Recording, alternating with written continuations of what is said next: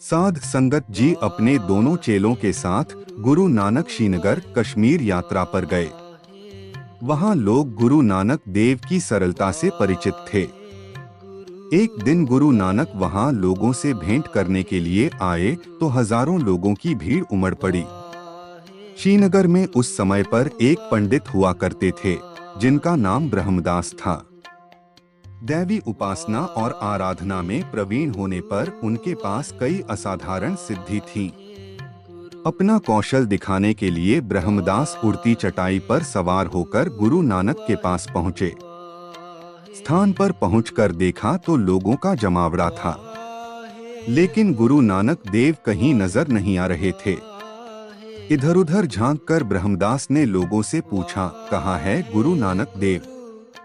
तब लोगों ने कहा, आपके सामने ही तो वह बैठे हैं। उड़ती चटाई पर सवार ब्रह्मदास ने सोचा कि लोग शायद उसका मजाक बना रहे हैं, वहां गुरु नानक तो है ही नहीं।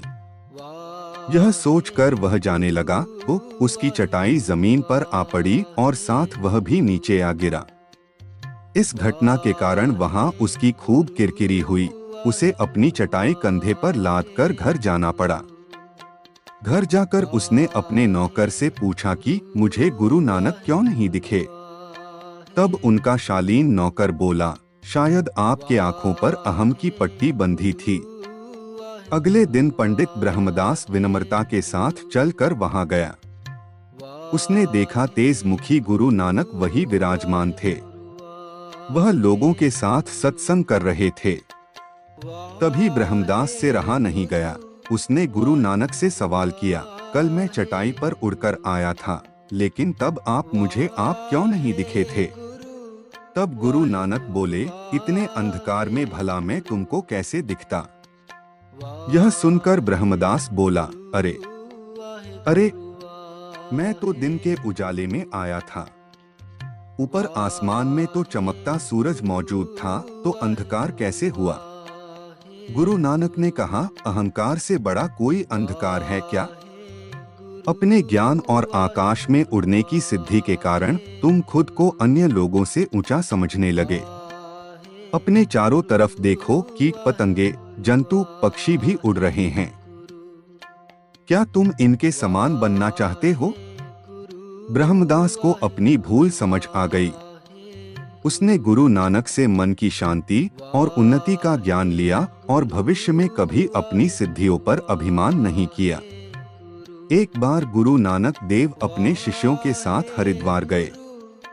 वहां पर उन्होंने देखा एक पंडित अपने यजमान को सूर्य की और जल अर्पण करने का निर्देश दे रहा था। यह देखकर वह तुरंत पानी में उतरे। उन्होंने सूर्य से उलट दिशा में पानी अर्पण करना शुरू किया। यह देखकर पंडित गुस्सा हो गया। उसने कहा, जल अर्पण वहां नहीं करते, सूर्य की ओर करने से पितरी को मोक्ष मिलता है। इस बात को अनसुनी करके फिर से गुरु नानक सूर्य से उल्टी दिशा में जल अर्पण करने लगे। एक बार फिर से टोकने पर गुरु नानक ने सवाल किया कि पंडित जी, यह पितृलोक यहाँ से कितनी दूरी पर होगा? तब पंडित बोले, होगा शायद हजारों लाखों किलोमीटर दूर। तब गुरु नानक बोले, अगर यहाँ गंगा किनारे जल अर्पण करने से पितृलोक में उपस्थित मृत स्वजनों को जल दिया जा सकता है, तो मेरे गांव में मौजूद मेरे खेत पर तो यह जल अवश्य पहुंच सकता है। मैं अपने खेतों को पानी देने के प्रयोजन से इस दिशा में जल अर्पण कर रहा हूँ। गुरु नानक की इस बात से यजमान और पंडित हंसे और उनकी बात का तात्पर्य भी वह समझ गए। एक बार गुरु नानक के मुसलमान चेले मर्दाना ने कहा कि वह मक्का मदीना जाना चाहता है। उसका यह मानना था कि एक मुसलमान जब तक मक्का नहीं जाता है तब तक सच्चा मुसलमान नहीं कहलाता है। कुछ ही दिनों में गुरु नानक, मर्दाना और बाला तीनों मक्का की यात्रा पर निकले। वहां पहुंच जाने पर गुरु नानक काफी थक गए। वह मुसाफिरों के लिए बनी आरामगाह पर जाकर आराम करने लगे। गुरु नानक को देखकर उस जगह काम करने वाला एक कादिम आग बबूला हो गया। उसने गुरु नानक से गुस्से में कहा, आपको इतनी समझ नहीं कि खुदा की ओर पाँव रखकर नहीं सोते। तब गुरु नानक बोले, मुझे विश्राम करने दो भाई, मैं बहुत थका हुआ हूँ। या फिर तुम खुद ही मेरे पाँव उस दिशा में कर दो जिधर खुदा न हो। तब खादिम को एहसास हुआ कि खुदा तो हर तरफ है, और उसने गुरु नानक देव से माफी मांग ली। गुरु नानक ने भी उसे माफ कर दिया और मुस्कुराते हुए कहा, खुदा दिशाओं में वास नहीं करते, वह तो दिलों में राज करते हैं। अच्छे कर्म करो, खुदा को दिल में रखो, यही खुदा का सच्चा सदका है। एक समय गुरु नानक अपनी गाय को चराने के लिए जंगल की ओर लेकर गए।